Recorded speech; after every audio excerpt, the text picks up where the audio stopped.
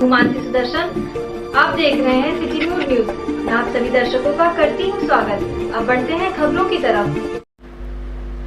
एक समय था जब छठ पूजा प्रमुख रूप से बिहार, झारखंड और पूर्वी उत्तर प्रदेश में मनाया जाता था, लेकिन अब लगभग पूरे भारतवर्ष में यह त्यौहार प्रमुखता से मनाया जाने लगा है। इसी कारण इसकी न सिर्फ भारत में बल्कि विश्व पटल पर एक अलग ही पहचान बन चुकी है। 4 दिनों तक मनाए जाने वाले आस्था के इस पर्व की शुरुआत उगते और डूबते सूरज की आराधना के साथ होती है। कार्तिक माह की षष्ठी तिथि को मनाए जाने के कारण इसे छठ पूजा कहा जाता है। वर्ष भर में 2 बार मनाए जाने वाले इस पर्व को जहां एक बार चैत्र में और दूसरी बार कार्तिक मास में मनाया जाता है।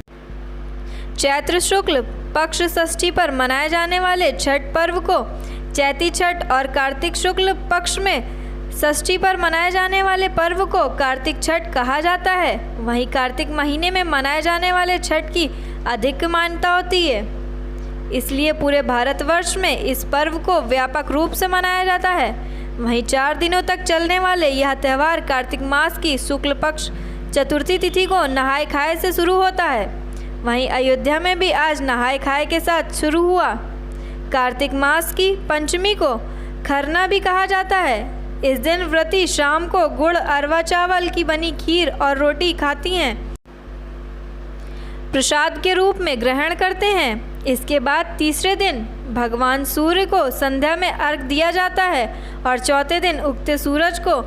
खास बात यह है कि खरना के दिन शाम को प्रसाद ग्रहण करने के बाद से करीब 36 घंटे तक यानी उगते हुए सूरज को अर्घ देने तक व्रती यह व्रत निर्जला करती हैं। इन 4 दिनों में व्रतियों के लिए प्याज, लहसुन या किसी भी तरह के मांसाहारी भोजन वर्जित रहते हैं। छठ पर्व की तैयारी अयोध्या में भी जोरों पर है। हर ओर बाजार में रौनक दिख रही है। महिलाएं हो या पुरुष सभी बाजार में निकलकर छठ पूजा में लगे हुए हैं। सभी ज़रूरत के सामानों को खरीदने में लगे हुए हैं। दुकान लगाए हैं, इसमें कई प्रकार के फल चढ़ते हैं, मेवा चढ़ते हैं। ये औरत व्रत रहती है। 3 दिन का त्यौहार होता है ये। और 10 तारीख को शाम को घाट पे जाएंगे डाला लेके। 11 तारीख को सुबह जो है ख़त्म हो जाएगा अर्घ दे करके। अगली बार में क्या फर्क है? अगली बार से अब की बार में तो भी कुछ मामला डाउन दिखाई दे रहा है। सामान महंगा भी है बहुत।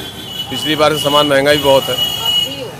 यहाँ आएंगे किसी प्रकार से एडजस्ट करना है, नहीं लगाते हैं। शुरुआत मैंने ही किया है इस बात। यहाँ दुकान लगाना शुरुआत मैंने ही किया था इसी दुकान से। हमको हो गया करीब 21 साल दुकान लगाते जी। लड़कों का व्रत है, आदमी जो मांगता है छठ महारानी पूरा कर देती है, यही हम सुनते हैं, ऐसा लोग बताते हैं। लेकिन प्रत्यक्ष हमने भी देखा है कि जो मनोकामना थी वो पूरी हो जाती है। क्या आए हैं छठ पूजन का सामान खरीदने के लिए और छठ पूजा करने के लिए। तो किस तरह पूजा पाठ करते हैं? पूजा पाठ ये मूलतः सूर्य देवता का पूजा है और सविता देवी की है। सूर्य और सविता की उपासना होती है इसमें। सूर्य और सूर्य की शक्ति दोनों की उपासना इस दिन होती है। ये होता है कि हाँ, बच्चों के भविष्य के लिए भी, बच्चों की उम्र के लिए भी ये रहा जाता है। लोगों ने इसको जोड़ दिया है। हाँ, ऐसा छठ चूँकि षष्ठी का जो त्यौहार है वो बच्चों के लिए ही होता है। हाँ, तो मूलतः ये बच्चों के लिए ही है, लेकिन अन्य चीज़ों के लिए भी आदमी इससे सारी चीज़ें जोड़कर देखता है और रहता है प्रति इसको। नहीं, बिहार का तो हाँ, किसी समय था कि बिहार में ही मनाया जाता था और बिहार के बॉर्डर वाले जो उत्तर प्रदेश के एरिया था उसमें मनाया। जैसे मूलतः हम लोग कुशीनगर पटौना के हम लोग आए हैं छठ पूजा का सामान खरीदने के लिए। इसमें डाली है, सुपली है, फल है, मिठाई है, ये सब खरीद के, चना है, गुड़ है, ये सब लेके जाएंगे और छठ पूजा होगा। आज खाने खाने का दिन है।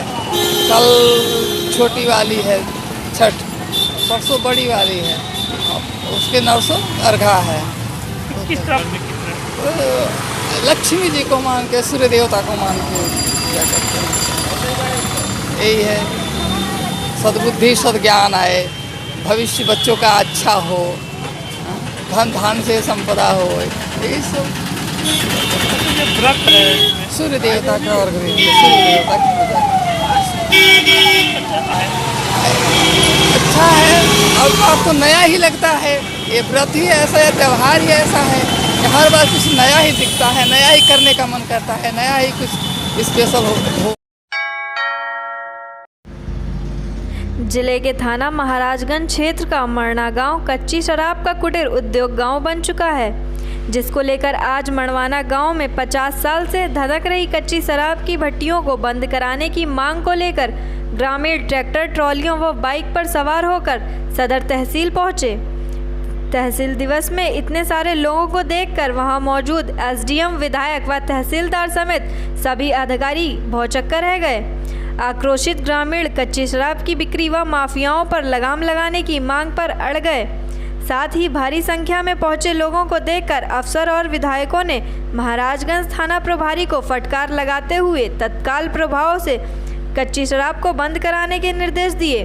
सोमवार दोपहर 12:30 बजे के करीब 2 ट्रैक्टर, ट्रालियां व 15 से 20 बाइक सवार तकरीबन 150 लोग सदर तहसील पहुंच गए, जिसमें महिलाएं, बुजुर्ग, बच्चे की संख्या सबसे अधिक थी। सभी थाना महाराजगंज के मरना गांव के निवासी थे। उन्होंने सबसे पहले अपनी आवाज़ बुलंद करने के लिए प्रदर्शन किया। तो वहीं तहसील दिवस पर परिसर में मौजूद नगर विधायक वेद प्रकाश गुप्ता, एसडीएम प्रशांत कुमार व तहसीलदार राजकुमार पांडे से मुलाकात कर गांव की दिन प्रतिदिन बिगड़ती जा रही स्थिति से अवगत कराया। ग्रामीणों ने बताया कि गांव में 50 साल से कच्ची शराब बन रही है, जिससे इलाके के लोगों को लत बिगड़ती जा रही है। वहीं दारू पीने से तकरीबन 10 से ज़्यादा लोगों की मौत हो चुकी है। साथ ही पीने वाले रोज मारपीट कर रहे हैं। कई बार पुलिस को शिकायत की, लेकिन नतीजा कुछ नहीं निकला। वहीं पास ही खड़े महाराजगंज थाना प्रभारी वीरेंद्र कुमार राय की तरफ इशारा करते हुए ग्रामीणों ने कहा कि पुलिस वाले पैसे लेकर गांव में दारू का कारोबार कराते हैं। अवैध शराब माफियाओं के आगे प्रशासन नतमस्तक हो चुका है। अधिकारियों ने जब थाना प्रभारी की तरफ देखा तो उनकी सिट्टी पिट्टी गुम हो गई थी। गांव के पूर्व प्रधान व मौजूदा प्रधान के ससुर ओम प्रकाश ने कहा कि अगर हमारी मांगे पर कार्रवाई नहीं हुई तो हम मजबूरन हाईवे जाम करने को बाध्य होंगे। इनके लड़का को मार के नदी में बहा दिया गया। 5 रोज पे लाश मिली है और हम सब रिपोर्ट करने आए, चौकी वाले रिपोर्ट नहीं लिखा गया, हम सबको भगा दिए। और फिर भी मैं धरना पूरा धरना धरा था, फिर भी कुछ भी नहीं, हमें सबको सुनवाई है और आज तक रिपोर्ट नहीं मिली है। और शाम को फिर ईटा गुम्मा चला रहे हैं। सब बढ़िया लोग हैं, माझी लोग। तो क्या चाहती है? हम सब चाहते हैं दारू बंद हो जाए। हम सब चाहते हैं दारू बंद करा दीजिए और गरीब लोग को मार रहे कीजिए, बंद करा दीजिए। क्या नाम है आपका? हमारा गौरव। मरना गांव जो विकासखंड पूरा बाजार थाना महाराजगंज के अंतर्गत आता है। यहाँ तो हम तो ये समझते हैं कि जब से हम जानकार हुए तब से दारू बनती है, लगातार बनती जा रही है और काफ़ी प्रयास किया गया बीच में, लेकिन हम लोग उसमें सफल नहीं हुए बंद करवाने में। लेकिन अब वो इतना भयंकर हो गया, ये कुटीर उद्योग के रूप में विकसित हो गई है, जिससे पूरा गांव का ताना बाना सब खराब होता जा रहा है। आए दिन झगड़े, विवाद, मर्डर, ये सब की स्थितियां पैदा हो रही हैं। तो गांव के लोगों ने ये निर्णय लिया है कि नहीं, अब चल के इसके लिए प्रशासन से मदद ली जाए। इसलिए इसी उद्देश्य को लेकर सब लोग तहसील दिवस में, विधायक जी से बात हुई थी, विधायक जी ने बुलाया था सबको कि आइए हम वहाँ तहसील दिवस में बात को रखेंगे और दारू बंद कराई जाए। विधायक जी ने भी आश्वासन दिया है, हम लोग भी सब मिलकर सहयोग करेंगे। दारू नहीं बंद होता है तो हम सारे लोग आगे कार्रवाई करेंगे और ऊपर अधिकारियों से संपर्क करेंगे। वो भी नहीं कुछ करवा पाते तो हम अनिश्चितकालीन धरना और प्रदर्शन करेंगे। थाने पर जिनको जाना था, जो लोग गए थे, FIR दर्ज हुई है। जो एक मर्डर हो गया था अभी बीच में हैं, लेकिन अभी तक कोई उसकी गिरफ्तारी नहीं हुई है या पोस्टमार्टम रिपोर्ट का इंतजार है उनकी। अपनी जो सही बात है, पोस्टमार्टम रिपोर्ट आ जाएगी, उसके अनुसार वो अपनी कार्रवाई आगे।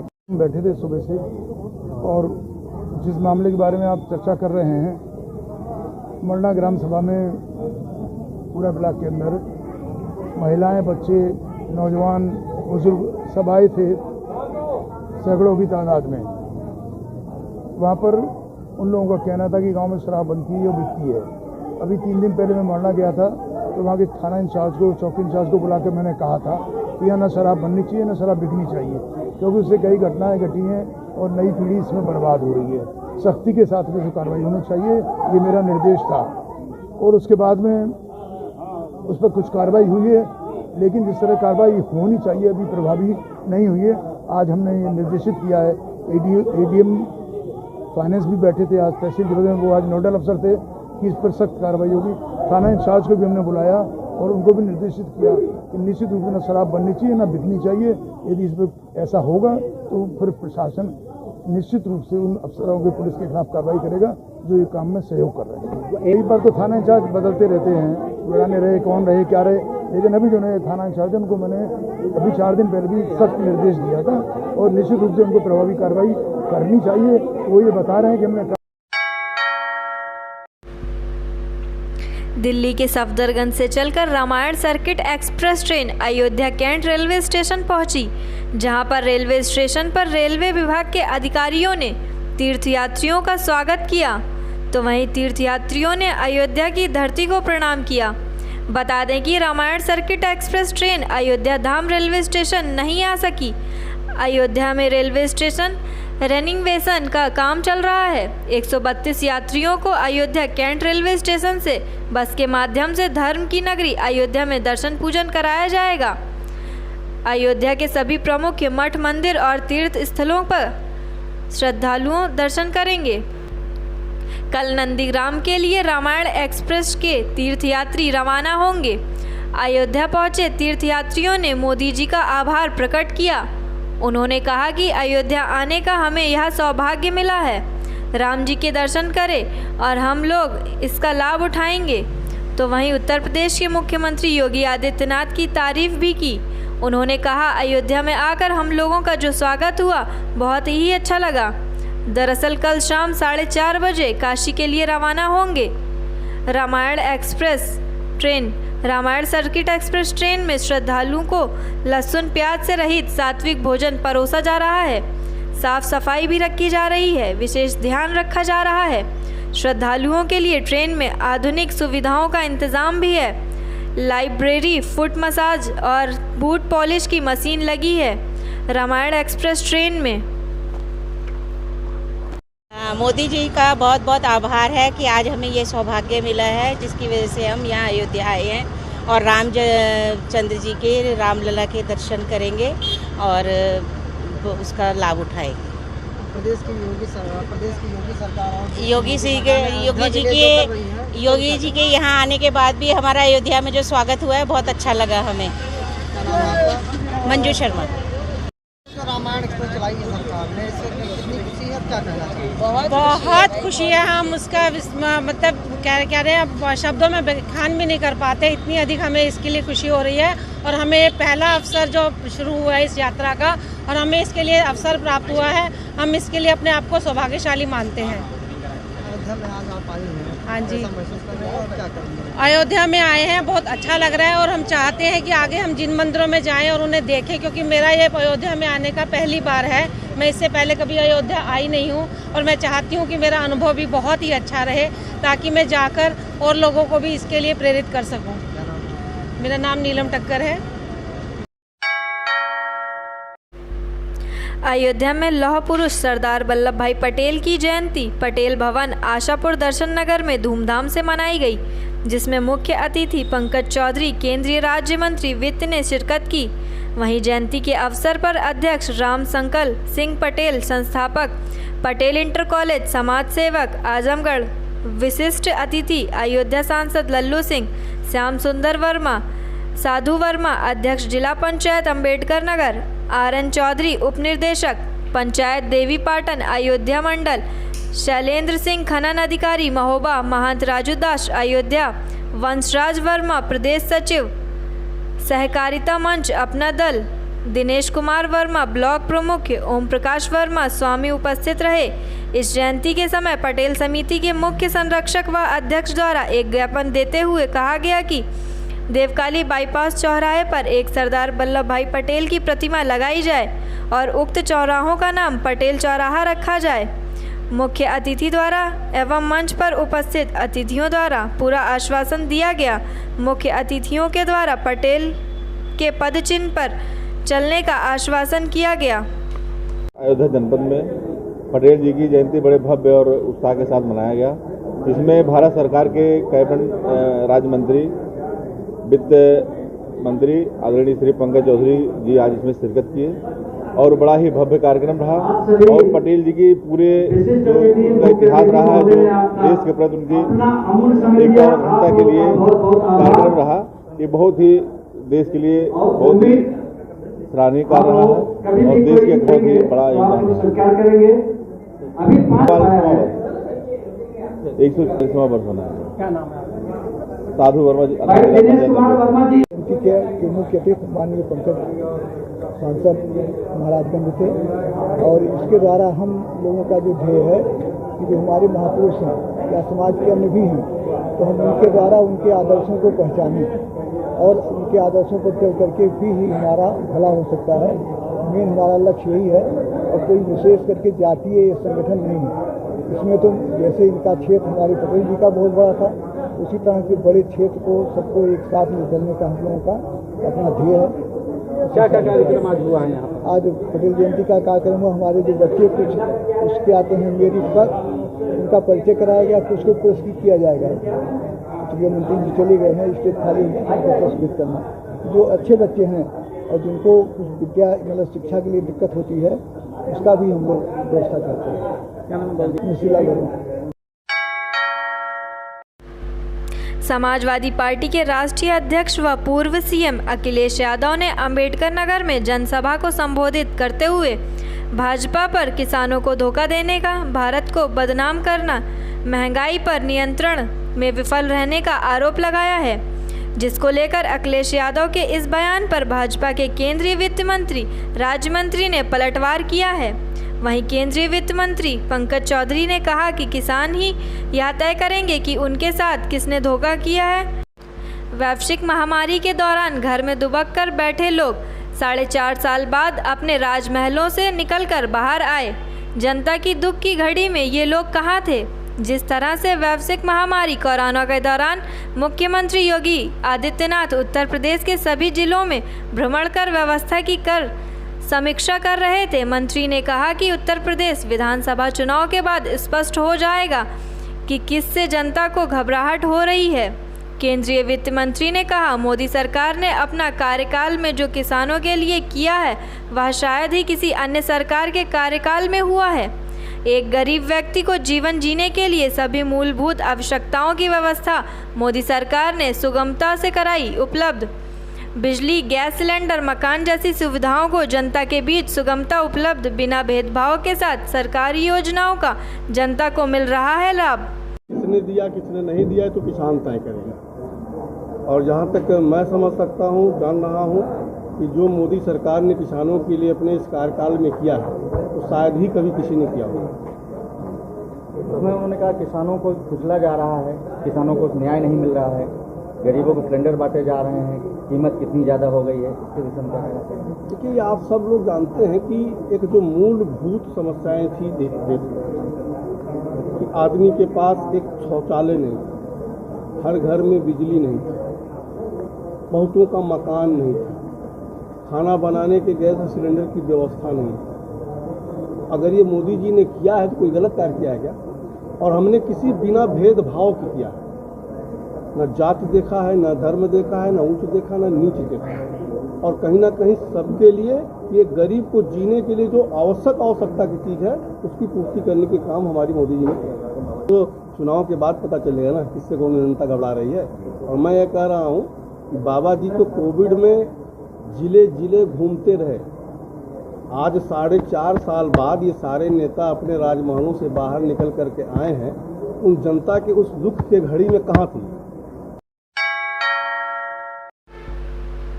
अयोध्या जनपद के कोतवाली बीकापुर क्षेत्र में करंट की चपेट में आने से बुजुर्ग की मौत हो गई। बुजुर्ग घर से सुबह घास काटने के लिए खेत में गया था, तभी खेत में सुरक्षा की दृष्टि से लगाए गए बैरिकेडिंग के तार में उतरे करंट की चपेट में आने से मौत हो गई।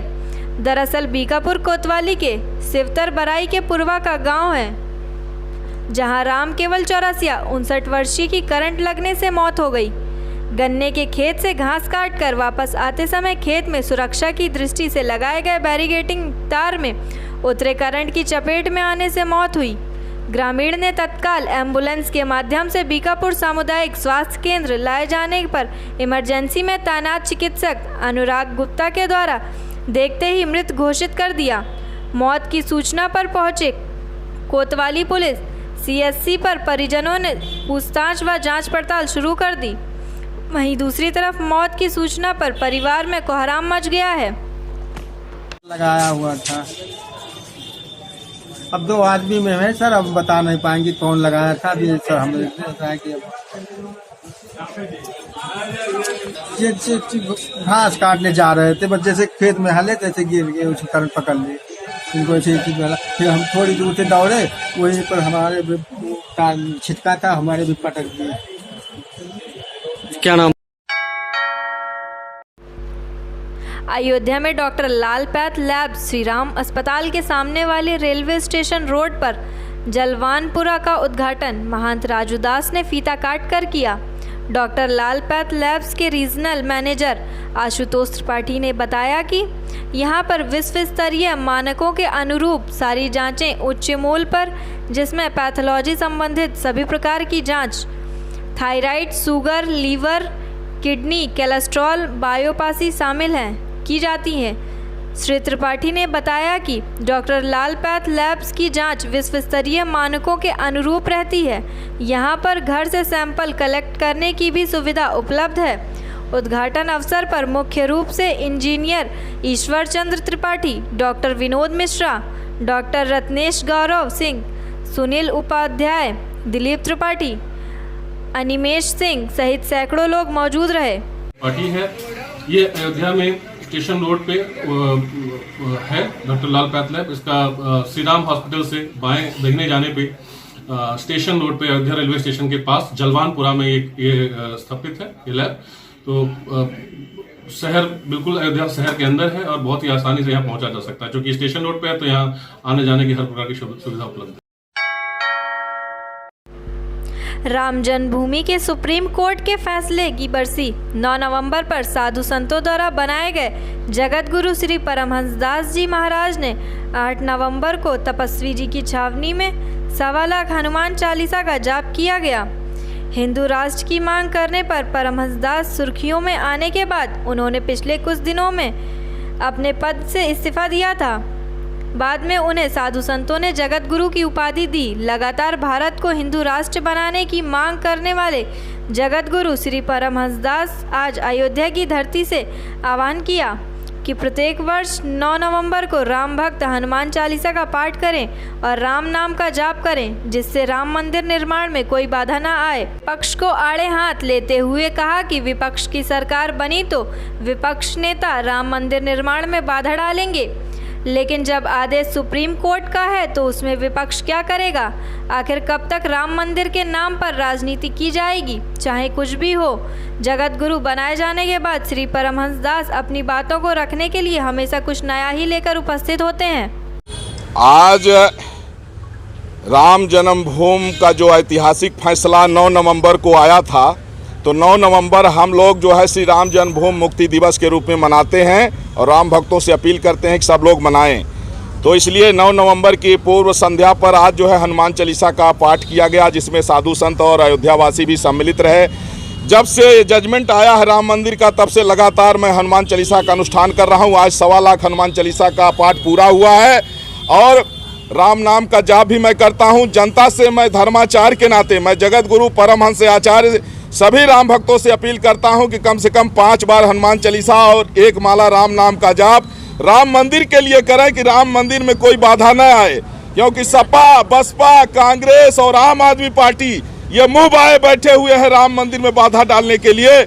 इसलिए सभी राम भक्तों को चाहिए कि भगवान का नाम जो है लेते रहें, हनुमान चालीसा पढ़ते रहें, जिससे राम मंदिर का निर्माण निर्विघ्न रूप से पूर्ण हो और मर्यादा पुरुषोत्तम भगवान श्री राम की जो ये धर्म नगरी अयोध्या है, योगी जी के कार्यकाल में जिस तरह से इसका विकास हो रहा है, उसमें भी किसी तरह से बाधा न आए, लोगों की बुद्धि शुद्ध हो और लोग इस पर सहयोग करें। जो लोग टांग अड़ा रहे हैं उनको टांग नहीं अड़ाना चाहिए। उनकी बुद्धि शुद्धि के लिए भी आज मैंने हनुमान चालीसा का पाठ किया और मोदी जी के नेतृत्व में ही जो है राम राज्य आएगा। और साथ ही साथ में हिंदू राष्ट्र के लिए भी आज जो है विशेष रूप से हनुमान जी से प्रार्थना की गई क्योंकि अगर हिंदू राष्ट्र बन गया तभी राम मंदिर बचेगा, नहीं जिस तरह से इस्लामिक संगठन और असदुद्दीन ओवैसी वगैरह चिल्ला रहे हैं कि वहाँ बाबरी मस्जिद थी, है और रहेगी, यह इनकी घृणित मानसिकता, जिसका जो है सर्वोच्च अदालत पर विश्वास नहीं है, आने वाले समय के लिए जो इनकी दुर्भावना है ये कहीं बाधा न डाले। इसलिए भारत हिंदू राष्ट्र बने और मोदी जी जो है जिस तरह से धारा 370 हटाए हैं उसी तरह से भारत को हिंदू राष्ट्र घोषित करें। इसके लिए भी आज हम लोगों ने हनुमान जी से और रामलला से प्रार्थना किया है और यह जारी रहेगा। और कल भी हम लोग दिया जलाएंगे।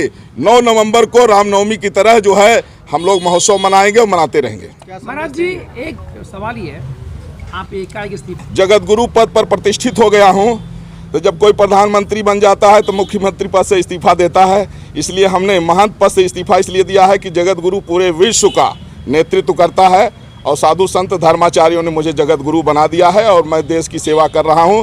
और हिंदू राष्ट्र के लिए जो हमारा अभियान चल रहा है, पहले हमने आवाज़ उठाई, आज पूरे देश में सभी हिंदूवादी संगठन उठा रहे हैं और सब हमसे जुड़ रहे हैं। आज के लिए बस इतना ही। कल फिर मिलेंगे इसी समय इसी चैनल पर। अब हमें दीजिए इजाजत। नमस्कार।